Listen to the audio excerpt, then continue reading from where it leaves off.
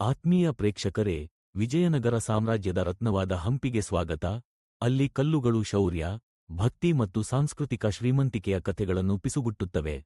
ನಾವು ಈ ಪ್ರಯಾಣವನ್ನು ಪ್ರಾರಂಭಿಸಿದಾಗ ಹಿಂದಿನ ಪ್ರತಿಧ್ವನಿಗಳು ನಮಗೆ ಮಾರ್ಗದರ್ಶನ ನೀಡಲಿ.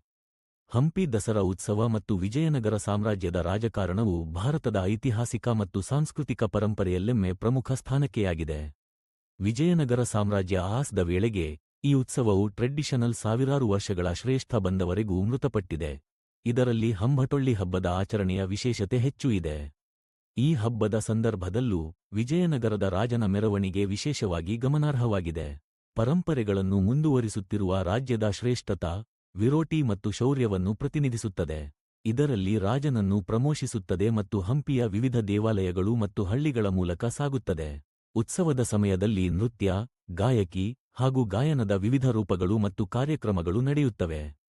ಹಂಪಿ ದಸರಾ ಅಥವಾ ಗಂಗೆಗುಂಡನ ಸ್ನಾನ ಎಂಬ ಹೆಸರುಗಳು ವಿಶಿಷ್ಟವಾಗಿ ವೃತ್ತಿಯಲ್ಲಿವೆ. ದಸರಾ ಉತ್ಸವವು ರಾಜಕೀಯ ಮತ್ತು ಸಾಂಸ್ಕೃತಿಕ ಶಕ್ತಿಯನ್ನು ಪ್ರತಿನಿಧಿಸುತ್ತದೆ.